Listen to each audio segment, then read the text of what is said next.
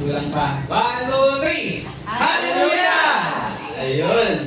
Ayan. Sabi nga ngayong araw na ito ay tinuturing na Resurrection Sunday. Amin po ba? Sabi nga marami sa mga Christian circles ay kanilang pinagdiriwang ang muling pagkabuhay. Amen po. Sabi nga nung napagbabaliktad niya namin kahit sa trabaho natawa ako, pagkabaliktad namin yung Good Friday at Black Saturday. Ang nabanggit ko sa kanila, nabanggit ko Black Friday, tapos Good Saturday. Sabi naman ng ko, hindi. Inulit na lang yung sinabi ko. No? Pero sabi nga nung Friday ay naganap, last 2,000 years ago, na naganap na ating Panginoong Hesus ay pinako at sa ganap na alas 3 ng hapon, kanyang pinakatiwala ang kanyang buhay sa Diyos Ama. Amen po ba? So, ayun yung tawag doon, ayun yung remember nung Friday. And after 3 days, ito nga yun ngayon. Kaya tayo marami ang nagdiriwang ng Resurrection Sunday. So, sa iba naman ay tinatawag nilang ulit?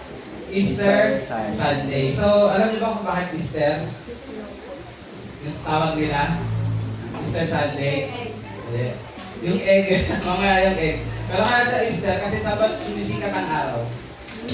Sa East. Kaya yung sabihin, bagong buhay. Uling pagka-buhay. Kaya marami sa mga Christian circles, sila ay nag-help ng service. Bisa sa dagat. Kaya nag-aantay sila na sumikat ang araw. Ayan. Pero tayo, sinikatan tayo ng araw bago tayo gumising. Ayan. Pero okay lang. Kasi naman yun, nasa pinagkasunduan naman. Amen po ba?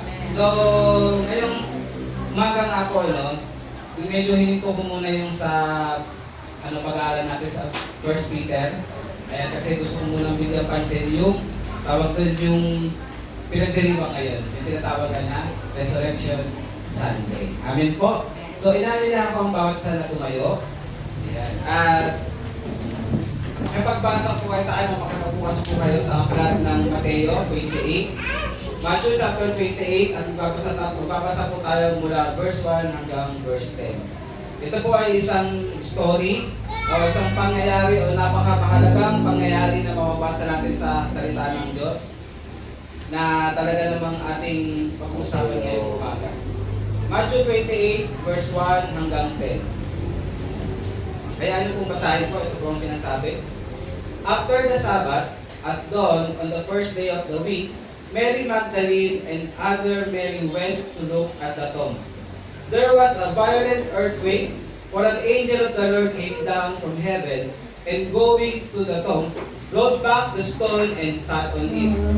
His appearance was like lightning, and his clothes were white as snow.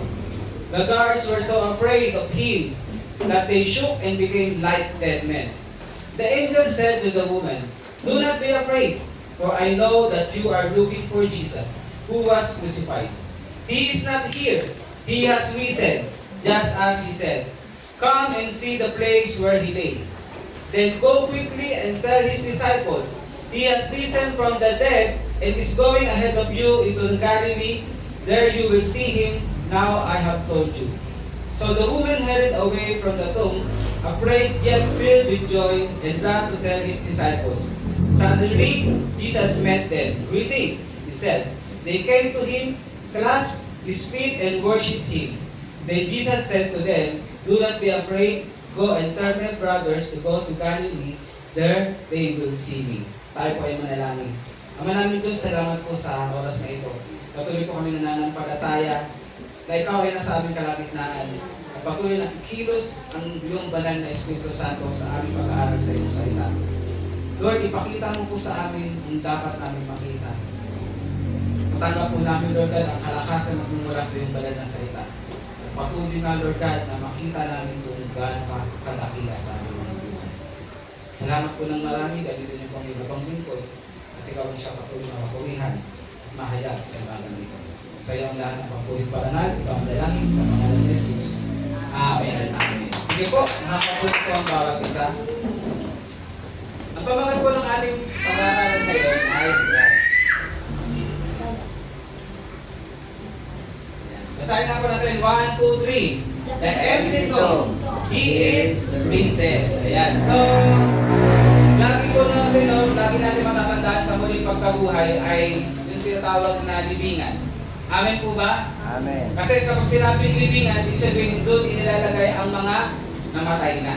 Amen po. So doon sa istorya, makikita natin na sa pagkamatay ng ating Panginoong Hesus, siya ay inilibing. Amen. At ang kanyang naging libingan, ay sabi nga ay para siyang kuweba. Kasi yung lugar na yon ay meron siyang malaking pwesto sa loob at ang takip po ay hindi yung katulad ng sa atin ngayon na sinisemento. Ang takip po rin ay isang malaking tipak ng bato. Ayan. So nag-research po ako. Ayan. At gusto ko lang pong sabihin sa inyo kung gaano ba kalaki yun, yung bato. Sabi po, the stone that sealed Jesus, the stone that sealed Jesus' tomb is often depicted as large, round, disc-like rock. Now, pag sinabing disc-like rock, yung parang siyang, alam niyo ba yung disket? Sino umabot dito sa disc? Yung compact disc, CD. Ayan. Kasi yung iba, inabutan yung cassette tape. Ayan, ano? Yung iba naman ngayon ay mga USB na. So, pag sinabing disc type, ibig sabihin yun, para siyang makapal. Makapal siya, meron siyang lapad, pero para siyang pabilog, o pwede naman siyang hindi naman perfect circle. Pero alam niyo rin na picturize niyo ba? So sabi nila lang, but its actual shape is size ay napagdedebatihan. Pero alam niyo po ba na itong bato na to, ayan, meron itong 4 to 6 feet. Gano'n po kataas? 4 to 6 feet in diameter. At meron itong 1 foot thick. Ayan. So, ang kapal niya ay 1 foot. So, kung titingnan po natin, itong bato na to ay tumitimbang po siya ng 2,400 kilogram. Mabigat po ba? Amen. Meron po ba dito kumabot ng 2,400 kilogram? Naman. Grabe naman yun, ha? Pero isipin nyo na lang, di ba, halimbawa, tawag doon sa sarili mo, ang bigat na nga, hindi mo natin sa mabuhat yung sarili mo, kahit 60 kg pa lang. No? Bakit ko ba ito sinasabi? Kasi mamaya meron akong isasama sa kwento na pinasanungalingan ng mga tawag doon ng mga religious leaders sa time ni Jesus. So kailangan natin, kung bakit ko binabakit sa inyo, kung gaano nga ba kabigat ang bato. Yan, hindi po ito yung bato ni Dara. Ayan, yan na. Kasi po, bago tayo pumunta sa pinag-aaralan natin, gusto ko lang bumalik dito sa verse 11 hanggang 15. Basahin ko lang po, okay lang po ba? Eh, so sinabi rito, di ba po nangyari na si Jesus ay muling nabuhay? At sabi nga doon, ang tawag doon ng natatnan ng mga babae ay nakabukas na ang libingan. Sabihin, the stone has been rolled away. Sabihin na alis na doon sa harang. So sabi nito, while the women were on their way, some of the guards went into the city and reported to the chief priest everything that had happened. So, alam niyo po ba na yung mga guard, sila po yung talagang nakasaksi. Amen? At ang sabi nga doon, nakasaksi sila, lumindol. At nung nakita nila ang anghel, nagpatay-patayan sila. Yan, sa sobrang takot nila, nagpatay-patayan sila. Ito yun, basahin ko ulit sa inyo. Sabi rito, there was a violent earthquake, for an angel of the Lord came down from heaven, and going to the tomb, rolled back the stone and sat on it. His appearance was like lightning, and his clothes were white as snow. The guards were so afraid of him that they shook and became like dead. Ang tapang nila, pero nung nakita nila, sila ay nagpatay-patayan. So when the chief priest had met with the elders and devised a plan. So nung ito po ay narinig ng mga chief priest, di ba po ang mga chief priest sila ang tawag doon, talagang sila yung nagpatuloy para ang ating Panginoong Jesus ay may pako sa krus. Amen? So nagawa sila ng plano. Sabi nito, they gave the soldiers a large sum of money. Sino dito yung tumatanggap ng pera ngayon? Ayan, wala naman. So, binigyan nila ng malaking halaga ng pera ang mga soldiers. Bakit kaya? Kasi ganito. They want them to tell, you are to say, his disciples came during the night and stole him away. Sasabihin daw nila na yung mga disipulo ni Jesus dumating nung gabi at ninakaw ang bangkay ni Jesus. Sabi nito, while we are asleep. Sasabihin daw na, dumating ha, sabihin nyo, dumating yung mga disciple at ninakaw yung kanyang bangkay habang kayo ay natutulog. Ayan. Sino po rin, meron po tayong actually kasama rito na gwardiya. Ayan, kaya ang poging-poging nagpatotoo kanina. Ayan, at birthday din po niya kahapon. Kaya po siya ngayon ay nakapula. Parang barin eh. Ayan. Kuya, tatanungin ko lang, kapag ikaw ba ay naka-duty, natutulog ka? Yes. Ay, yes! Minsan lang. Pero, diba, ang SOP talaga, hindi dapat natutulog. Ayan. Report natin sa mga. Uli ka mo yan. May recording. Pwede. Ayan. So, kapag naka-duty ang isang soldier, dapat hindi natutulog. Pero sinabi ngayon ng mga pare, sabihin nyo, kayo ay natutulog. Kaya ngayon nakarating ang mga, tawag doon, ang mga disipulo at nanakaw ang bangkay ni Jesus. So tuloy natin, if these reports get to the governor, we will satisfy him and keep you out of trouble. So sabi nila, no, kapag ito yung naging, kapag ito ang report na nakarating sa governor, hindi kayo mapapahamak. Amen? So the soldiers took the money and did as they were instructed, and the story has been widely circulated among the Jews to this very day. Ibig sabihin, hanggang ngayon, doon sa Israel, yung istorya na to ng mga disipulo ay ninako ang katawan ni Jesus ay kanila pa rin pinaniniwalaan. Amen? So ngayon, ba't ko ba binanggit to? Kasi meron po tayong tinatawag na kailangan po ito ay ating nire-refute. Yan. Ito po ay ating hindi sinasangayunan. Amen? Bakit? Dahil napakarami pong basis para tayo ay hindi maniwala sa pangyayaring yun. Amen po ba? Kasi unang-una nga, na hindi talaga katotohanan yun dahil ang mga Roman soldiers po ay hindi po sila natutulog kapag sila ay nasa duty. Amen po ba? Itong mga Roman soldiers, napaka-higpit na mga to.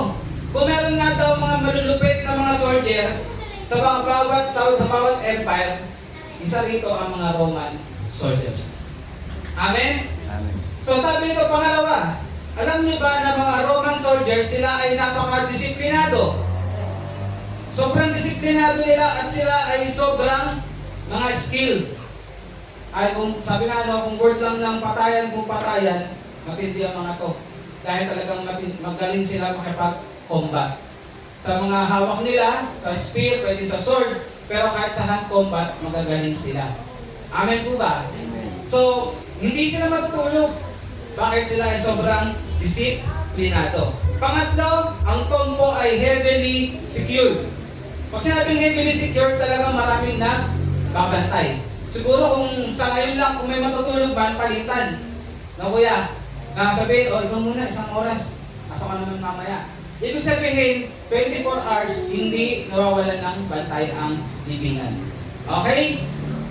Pangapat, ito yung katotohanan na ang mga disipulo po ay, ng panahon na ito, ay sila ay sobrang takot. Ulitin ko, sa panahon na ito, ang mga disipulo ay sobrang takot. Bakit? Kasi nga po, sila ay nagtago nung hinuli na si Jesus. So, paano ngayon mangyayari na pupunta sila doon para harapin yung mga Roman soldiers? Amen po. Nakukuha natin? At ang panghuli po, napakabigat po nung bato. Kahit siguro yung 11 disciples, itulak yun. Hanggang ngayon panahon, hindi pa rin nila natutulak. Kasi sobrang bigat. Sabi nga po, kakailanganin po yun ng mga malalaking katawan ng mga Roman soldier para lang maiusog ang bato. Amen. Nakuha natin. So, sobrang kasinungalingan ang pinagawa ng mga chief priests para marami ang hindi maniwala na muling nabuhay ng ating Panginoong Jesucristo. Amen? Amen. Sa tingin nyo, bakit? Tanungin nyo ako, bakit?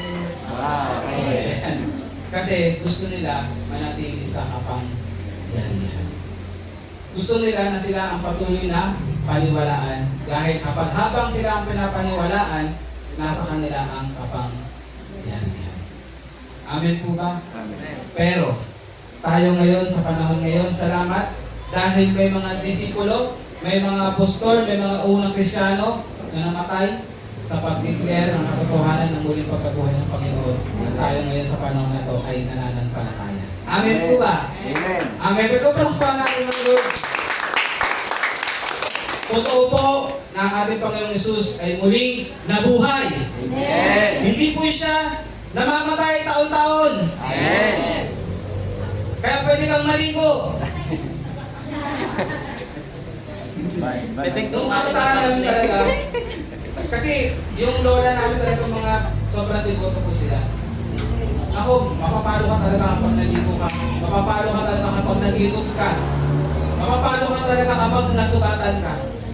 Kasi, alam naman natin, alam na ang paniniwala nga ay patay ang Diyos. Isipin na lang natin, kung gano'n tayo bumuhay yearly, kung gano'n ang paniniwalaan natin yearly, nalulugod kaya ang Diyos? Sinabi po sa Biblia, minsan lamang namatay ang ating Panginoon Jesus. At hindi na po yun paulit-ulit. Amen po. Sabi nga, pag napag-uusapan yung tungkol sa mga ginagawa nilang panata, ginagawa na tawag doon na mga, yung sa pamangkin ni Ate Yen, talagang pinaportray nila, nasabi nga doon sa interview, ay anong pakiramdam mo nung ginagawa mo yan? Sabi na, naramdam ko na ako ay nagkaroon ng parte sa hirap ni Jesus. Ayun yung sinabi niya. Sabi niya, talagang grabe, sabi niya, nahiyak pa nga siya eh. Sabi niya, matindi yung Pero mga kapatid, ang itinuturo ba sa atin sa Biblia that we suffer with Christ ay sa panahon lamang ng pagpapenitensya mo? Ang itinuturo sa atin that if we want to suffer with Christ, we want to be His disciples, babalik tayo sa sinasabi niya na, ano daw yan? Take up your cross daily.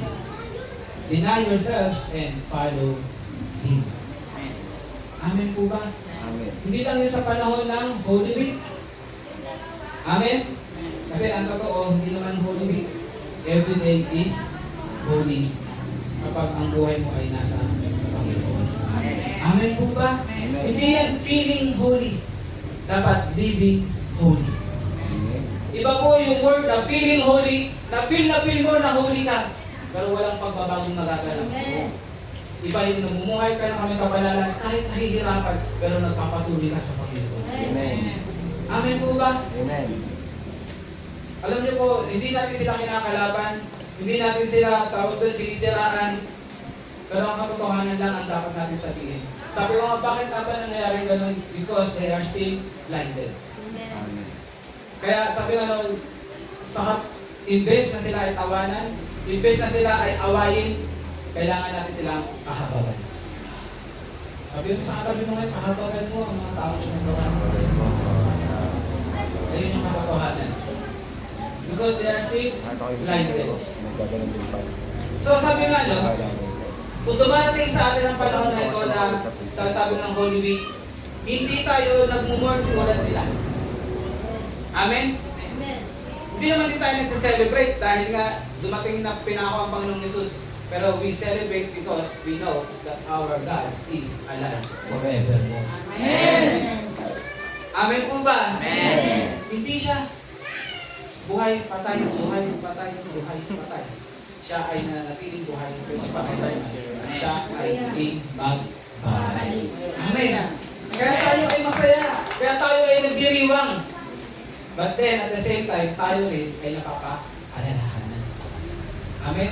So, ayun yung pag-usapan natin ngayong umaga. Sabi nga, itong Resurrection Sunday, ito rin yung time kung saan ang bawat mga tao, sabihin natin, bawat mga tao actually, bawat mga tao ay nabibigyan ng hope, nabibigyan ng pag-asa. Kaya nga marami ngayon yung masaya eh. Napansin yun mula nung Biyernes, Sabado, ang lahat, ang tahimik. Ang tahimik talaga kasi alam nyo, ang bumabalot, takot. Ang bumabalot, pangamba. Ayun naman talaga yung dapat maramdaman mo kung wala kang Diyos sa buhay mo eh. Amen. Tama mali. Tama. Hindi lang dahil iniisip mo na patay ang Diyos, pero ang katotohanan, dapat iniisip ng tao, magkaroon ka ng takot at pangamba kapag wala kang Diyos. Kapag wala kang relationship sa Diyos. Amen? So sabi nga po, no, ang Resurrection Sunday, ito yung most powerful and hope-filled day sa Christian calendar. Sabi no, today we celebrate the moment when the stone was rolled away and the tomb was found empty and the death was defeated forever. Resurrection Sunday is not just about what happened sa nakaraan. Hindi lang ito dapat inaalala natin kung ano ang nangyari noong nakaraan, pero kung ano ang ibig sabihin nito sa buhay natin ngayon. Amen. Ang bawat nangyari noong nakaraan ay meron dalang ibig sabihin sa atin o dala na dapat natin isala sa pamuhay sa ngayon. Amen? So sabi nito, no, it's about what that moment means now para sa buhay natin, para sa pumuhay natin dito sa mundo, at kung ano ang hinaharap natin sa eternidad. Amen? Amen. Ayan, so unahin natin, number 1. Ayan. Ngayon po ay 11:5. Ayan. Sige. Ang unang bagay po na dapat natin makita, no, na binibigay itong istorya na to, ang una po ay, sige, pag sinabi po na empty tomb, ang una po ay, ito ay 1, 2, 3. A sign of victory. Ano po yung sinabi ng anghel? He is not here. He is not here. Kasi kung nanatili po doon ang bangkay ni Jesus, wala pong tagumpay na nangyari. Amen po ba? Amen. Pero nung sinabi ng anghel na He is not here, it is, nagde-declare na tagumpay na. Sabi niyo nga po, nagtagumpay na. Nagtagumpay na. Parang hindi nagtagumpay. 1, 2, 3. Nagtagumpay na. Ang ating Panginoong Yesus po ay nagtagumpay. Alam niyo po, yung time na yung mga babae na disipulo ni Jesus, sila ay papunta doon. Kasi ang gagawin dapat nila, i-anoint ang bangkay ni Jesus. Ayan. Kasi isa yun sa pagkilala nila na i-anoint nila ang bangkay ni Jesus. Pero sabi nga, walang nangyari anointing of the dead. Bakit? Kasi buhay ang ating Panginoong Jesucristo. Buhay ang ating Panginoon. Amen po ba? Amen. Kaya nga natagpuan nila ay empty grave. At ang anghel ang nag-declare nito sa kanila. He is not here. He is not here. The empty tomb is, sabi nga isn't just a mystery, but the empty tomb means there is victory. Nagtagumpay. Unang-una po, no? Nilagay ko ba dyan, Kuya Renzi? Yan. Unang-una po, dahil ang ating Panginoon ay nagtagumpay sa kamatayan. Kaya sabi natin ng Pag-asa, kung sino man ang nanampalataya sa Panginoon, kung sino man ang nanampalataya kumilala sa Kanya, dumating man ang kamatayan, sila ay muling mabubuhay. Amen. Kaya tayo mga Kristiyano, sabi nga, hindi tayo nangangambang mamatay. Kasi dadating naman talaga Pero huwag mo namang unahan. Okay? Ayan, tayo mo yung dumating. Ayan. So, victory over death. Jesus, sabi lang, Jesus didn't escape death. Ang Panginoong Yesus natin ay hindi siya kumawala sa kamatayan, kundi nagtagumpay siya laban sa kamatayan. Amen po ba? So pag sinabi nagtagumpay siya laban sa kamatayan, ibig sabihin, kung sino man ang mamatay, kaya niyang buhayin. Kung sino man ang nanampalataya sa Kanya, dumating man ang kamatayan, kaya niyang buhayin. Kasi hindi man kailan siya nagapit ng kamatayan. Amen po ba? Amen. Pangalawa, basahin natin, 1, 2, 3. Victory over sin. Ang tanong po sa inyo, nagkasala ba ang Panginoon? Ulit, nagkasala ba ang Panginoon? Hindi. Pero kaninong kasalanan ang kanyang binitbit? Amen. Sa ating lahat. At kanya itong binayaran. Amen. Ano ulit? Kanyang binayaran. Pero sapat ba na binayaran niya lang? Alam niyo po, lagi ko binabanggit sa kanyang muling pagkabuhay. Ibig sabihin, tinanggap ang bayad. Ulitin ko, anong tinanggap? Tinanggap ang bayad sa lahat ng ating mga kasalanan. Kaya kung Panginoong Yesus ay nagtagumpay laban sa kasalanan dahil ito'y kanya nang nabayaran, kung sino man ang lumapit sa kanya, kaya nang patawarin. Amen. Dahil nasa kanya at siya mismo ang pambayad, pinambayad. Ibig sabihin, kapag sinabi niyang pinatawad kita, walang sino man makapagsabi, hindi mo kaya. Bakit? Sabihin na, binayaran ko na. At tinanggap ng Diyos Ama ang pambayad. Sa paano paraan? Muling nabuhay ang ating Panginoong Yeso Cristo. Kaya lahat ng tao manambrada sa Kanya, kaya magtagumpay laban sa kasalanan. Kaya pakawalain sa kasalanan. At kayang labanan ang kasalanan. Amen po ba? Victory over sin. Pangatlo. Ayan. Ano ba po? 1, 2, 3. Victory over Satan. Kahit kailan po. No? Naalala niyo po yung sinabi sa... Basahin ko na lang. Balik tayo sa unang aklat ng Biblia. Ano po yun? Genesis. Yan. Basahin natin yung sinasabi sa chapter 3.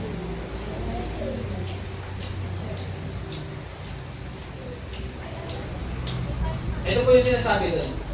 Sa verse 15, and I will put enmity between you and the woman, and between your offspring and hers. He will crush your head, and you will strike his heel. Ano po yung sinasabi nito? Gusto kong banggitin sa inyo yung tawag na he will strike, ano tawag na? And you will strike his heel. Ang ginawa po ni Satanas, ayan, siya yung gumawa nung nag-strike ng heel ni Jesus. Pag sinabi yung strike ng heel, di ba? Saan po ba yung heel? Di ba yung dito? Ayan, ano to? Toes. Ito po. This. Ito. Pero sa hip tayo. Sa hip. So sabi niya ang ginawa ni Satanas, ini-strike na yung heel. Ngayon po yung time na si Jesus ay namatay. Amen? Ang kanyang human, tawag na human form. Ang tinatawag dito ay temporary victory. Ano nga po ulit? Temporary victory. Kaya nakakala ni Satanas siya ay nagtagumpay. Kasi nagawa niyang, nagawa na ang Panginoong Hesus ay mamatay. Amen? Pero yung sinabi dito, na He will crush your head. Amen? Ano yung tinukala ulit? Yung heel, part ng feet. Pero sa muling pagkabuhay ng Panginoong Hesus, wala pong ibang dudurog sa ulo ni Satanas, kundi yung paa ng kanyang tinuklaw. Sa manok pala yun. Tinuklaw. Amen? At hindi na magagawa uli na Satanas na strike yun. Hindi na yun. Kasi ayun na yung paa na dudurog sa kanyang ulo. Amen po ba? Kaya si Satanas ay talunan. Ulitin ko, si Satanas ay talunan. Dahil ang Panginoong Hesus ay nagtagumpay laban sa Kanya. Amen po ba? Amen. Kaya sabi nga kung sino man ang nanampalataya sa Panginoong Jesucristo ay tiyak makakaranas ng katagumpayan laban kay Satanas. Dahil ba sa atin? Hindi. Dahil kay Jesucristo.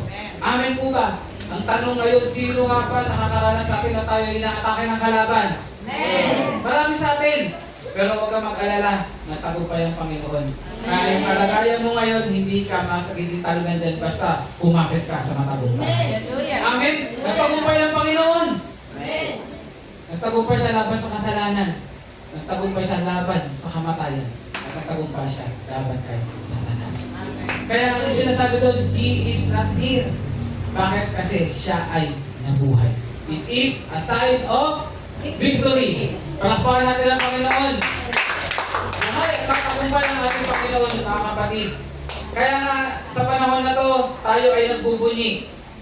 Tayo ay nag-celebrate. Hindi man mukha tayo nag-celebrate, pero alam natin sa puso natin, nagagalak tayo. Dahil ang pinagdilikuran natin ay hindi patay na Diyos. Hindi patay na Panginoon, kundi buhay magpakailanman ng Panginoon. Na nagtagumpay laban sa kamatayan, nagtagumpay laban sa kasalanan, at nagtagumpay laban kay Satanas. Amen? Sabi nga kanino ka pa? Saan ka pa? Amen? Hallelujah. Kaya mga kapatid, isa rin sa gusto, ano bang sinasabi sa atin ito? Kapatid, huwag kang magkaroon ng takot sa puso. Huwag kang magkaroon ng pangamba sa puso mo. Ano ang kailangan? Magkaroon ka ng kapanatagan. Magkaroon ka ng tiwala, ng pananampalataya. Dahil ang Diyos na pinaglilingkuran mo ay Diyos na makakapay. Amen. Takpahan natin ang Lord. Pangalawang bagay, na ano ba dapat natin makita sa MT2? Sige po. Basahin natin, 1, 2, 3. The faithfulness of Christ. Kasi sinabi doon, just as He said. Sabi no, He is not here. He is risen. Wala siya dito. Kasi siya ay muling nabuhay tulad ng kanyang sinabi. Just as He said. Babalik naman tuloy tayo sa sabi nito no? Sabi nga no, ang mga tao magaling mangako, pero minsan napapako. Minsan nga lang ba? Huwag naman palagi. Ayan, ano? Pero alam niyo po, kung babasahin natin ang Gospels, yung 4 Gospels, Matthew, Mark, Luke, yan. Mababasa natin dyan na ilang beses sinabi ng ating Panginoon ang kanyang kamatayan. Amen? Pero hindi siya natatapos doon. Lagi niya rin sinasabi na siya ay muli mabubuhay. Naalala niyo yung time na si Jesus nagalit?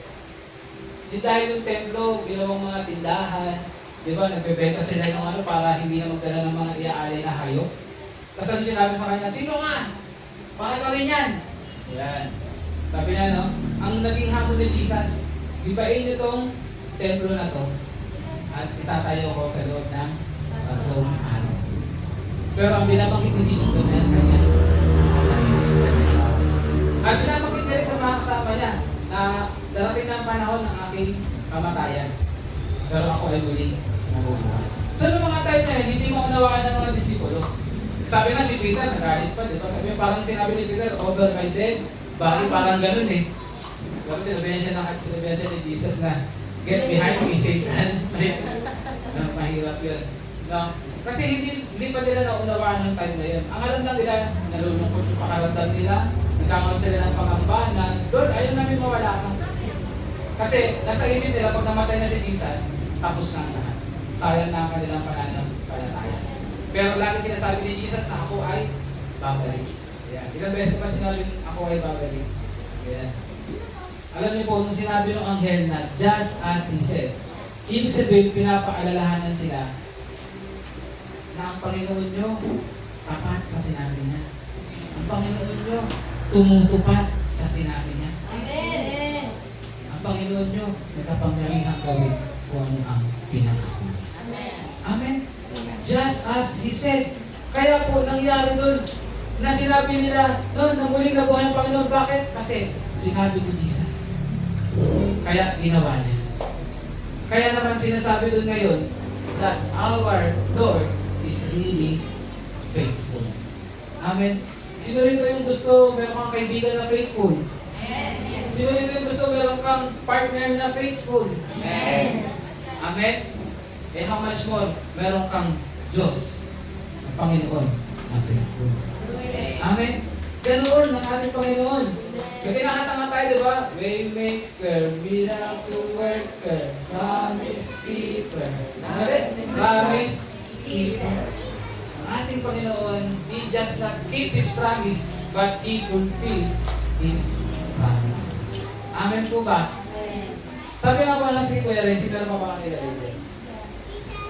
Because Jesus keeps and fulfills His promise, ibig sabihin sa bawat araw, ito ang nagbibigay sa atin ng pag-asa. Amen. Sino dito yung parang nawawalan ng pag-asa? Kapatid, wag. Kasi faithful ang nangako sa iyo. Faithful ang nangako sa iyo. Alam ko sa panahon ngayon, marami nangangako. Amen? Ano yung mga pangako narinig nyo? Libre, maaral. Ada? Parang may galit. Patawad ko. Ano ba? Sabi na, libre edukasyon, libre gamot. Actually, masarap pakinggan. Pero hindi natin alam kung gagawin talaga. Amen? Hindi ko naman sinasabing ito lang. Sa lahat na kilala kung sino man. Ang prayer ko, maging tapat sila kapag nakaupo na sila. Amen? Pero ang Panginoon, hindi mo na kailangan magsabi, sana, sana, sana. Bakit? ginawa niya na at tinupad niya ako yung mga pangako niya. Kaya kung ano man ang pinangahawakan mong pangako ng Lord sa iyo, magantay ka lang at saka ka tatanggapin mo. Dahil tapat ang Panginoon na nangako sa iyo. Amen po ba? Pwede tayo pa natin ang Lord. Kaya nga sabi nito, no? Basahin natin yung panghuli, sabay-sabay. 1, 2, 3. If He kept His promise, then we can trust Him with everything. Pwede po ba yung mga kapatid? Amen. Alam niyo po ba kapag ikaw ay meron pinagsakatiwalaan, isa ka sa taong merong kapayapaan. Sasabihin ko sa inyo, anumang pagdaanan nyo, anumang harapin mo, kapag meron kang pinagkakatiwalaan at solid ang pagtitiwala mo, hindi ka shakeable. Steady ka na. Umiiyak ka, oo. Nasasaktan ka, oo. Pero steady ka pa rin. Amen. Kasi tapat ang Panginoon na pinagkakatiwalaan. Amen. Sabi nga, no, laging ganito yung, laging ganito yung aking paniwanag dyan. Di ba sinasabi nga ang ating Panginoon, ang ating cornerstone?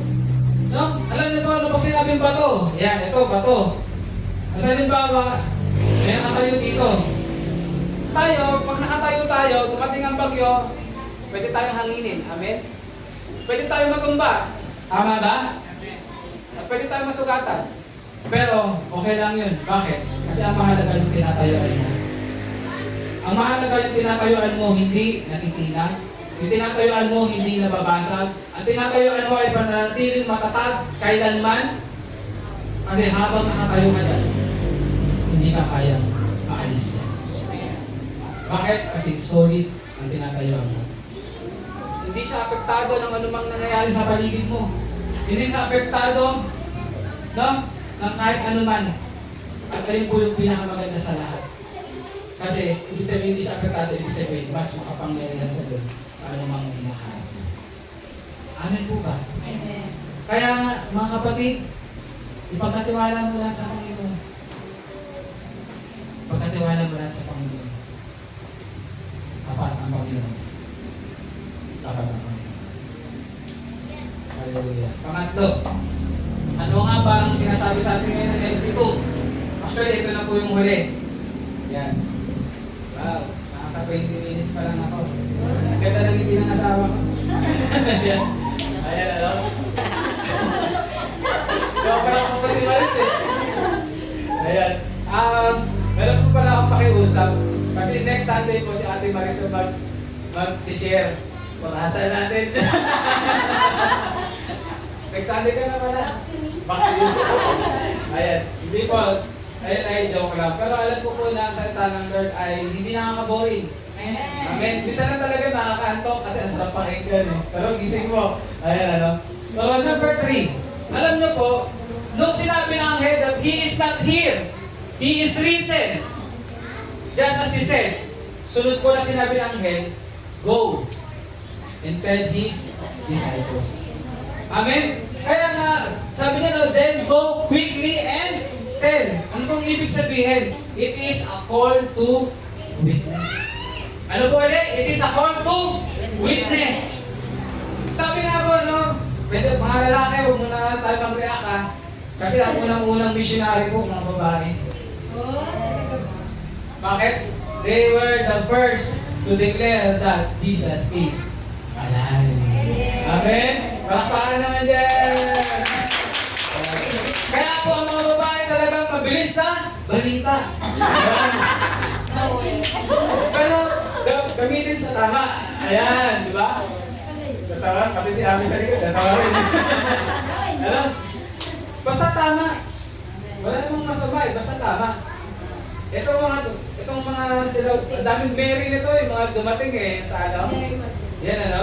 Pero they were the first to declare that Jesus is alive. Amen? Sabi nga po, no, Jesus' resurrection is not a secret to keep. Amen? Ang pagkabuhay ng ating Panginoong Jesus ay isang bagay na hindi tinago ng mga naunang disipulo. Hindi nila inisip na baka hanapin ulit si Jesus at patayin. Hindi. Kumbaga, ang nangyari, ito ay dapat nilang ipagsabi at dapat nilang i-proclaim dahil ito ang kailangan marinig upang dumating sa bawat isa ang pananampalataya. na ang kanilang Panginoon na ang Mesaya ay hindi na natiling patay, kundi muling nabuhay. At buhay magpakailanman at siya ay muling magbabalik. Amen po. It is the same message na sinasabi sa atin ngayon na dapat nating uniqueness. Amen po. Kaya nga, lagi ko sinasabi, kapag tayo mag-witness, hindi natin i-witness ang church. Hindi mo i-witness ang pastor mo. Hindi mo rin i-witness ang buhay mo. Ang i-declare mo ay ang ating Panginoong Hesus Kristo. At kailangan kumpleto. Bakit kumpleto? Ano nga ba yun? Saan nagsimula? Ng ating Panginoong Hesus, nang siyang nagbayad ng ating mga kasalanan, kaya siya ay namatay. At siya ay muling nabuhay. Anong tanda yun? Tanda ng kabayaran sa kasalanan ay tinanggap. At ang victory, ang Panginoong Hesus ay muling nabuhay. Amen. Kaya nga, parang logic na lang. Isipin mo na lang na taon-taon namamatay. Where is the victory sa kalagayan na yun? Amen. Nasaan ang tagumpay kung namamatay taon-taon? Ang katotohanan wala. Kung iisipin natin maigi. Kasi parang dadating ulit. Kung ako yun, halimbawa na lang ako yung tagapagligtas. Siguro kinakabahan ako ng March. Kasi alam ko, mamamatay na naman ako. Iiyak na naman ako dun sa Garden of Gethsemane. Amen? Kung titingnan natin, hindi ganun eh. Hindi ganun na tinuturo ng Biblia para masabing ikaw ay malapit sa Panginoon. Ang sinasabi sa Biblia para ikaw ay maturing na disipulo ng Panginoon, hindi ito yung pagsabar mo ng isang linggo lang. Kundi pagsabar mo with Jesus daily. Daily. Sabihin niyo ako, daily. Daily. Kaya nga, alam niyo po, salamat sa Panginoon yung pinag-aaralan natin sa aklat ng Peter. Napakatindi po eh.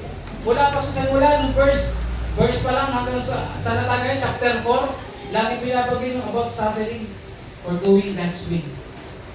Kasi yun po yung katotohanan na sinasabi that we suffer with Christ.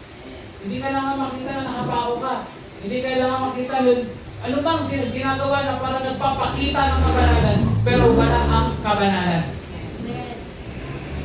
Mga kapatid, kailangan mamulat ang mata ng lahat sa kasulinalingan ng kalaban na akala napapalapit sa Diyos, pero ang totoo, sinasabi sa Biblia.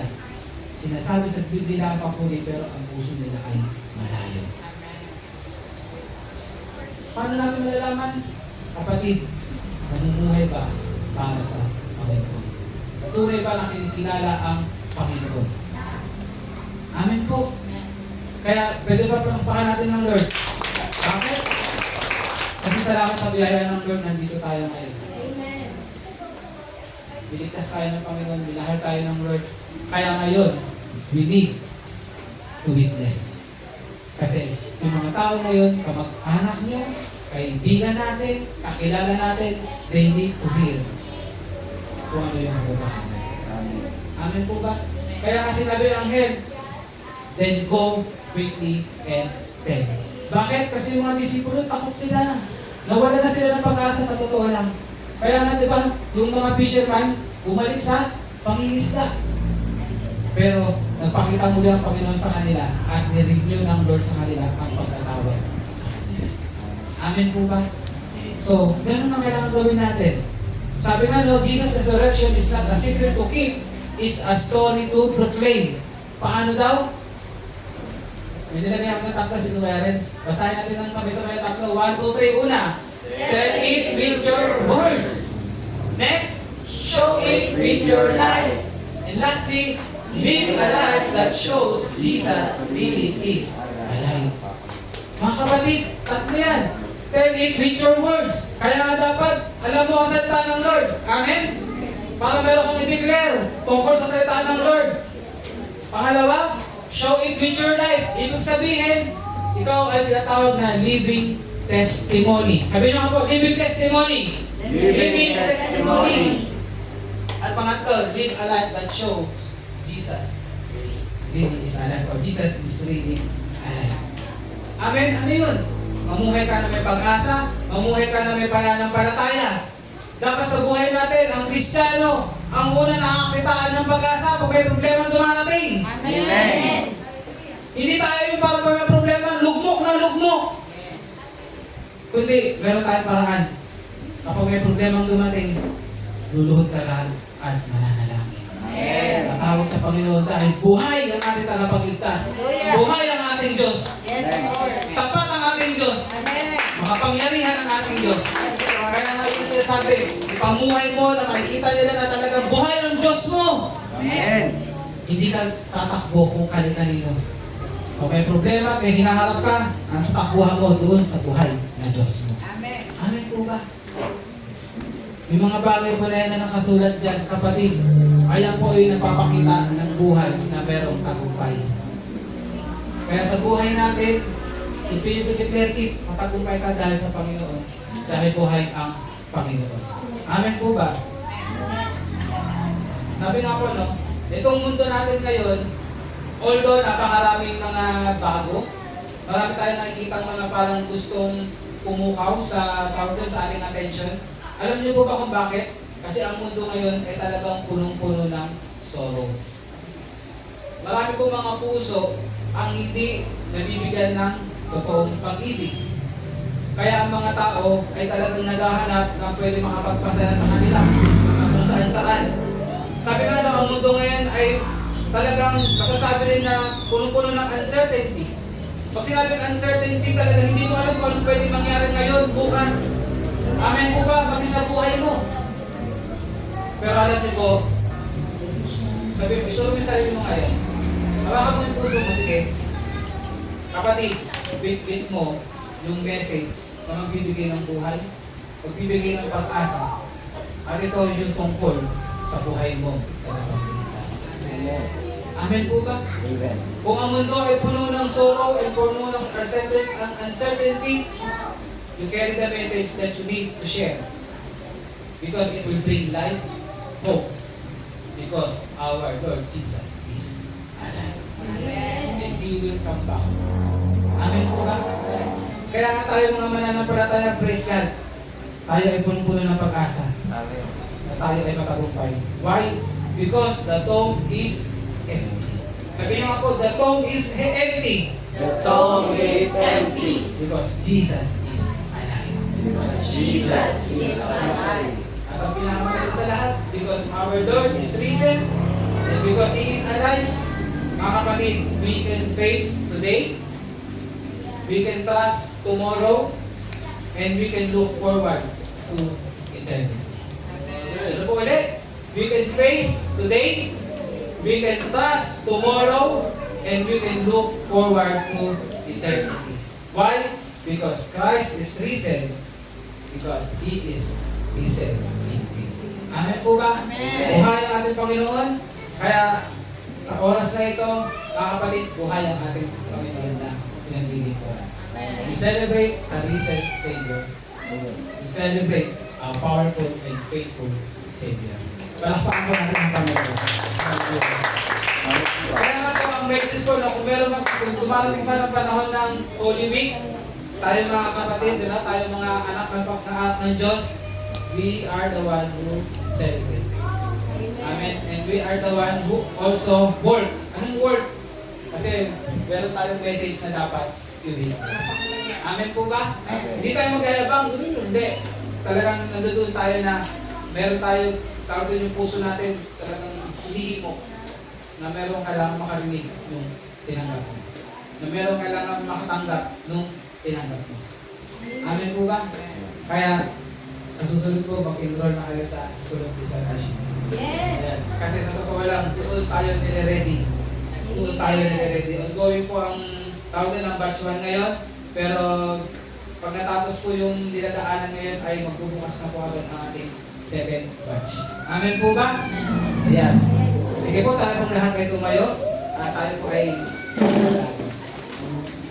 actually, meron ako sanang gustong ipakanta eh. Kasi wala masyado atang makagal yun. Baka kami na lang natin nakakalat.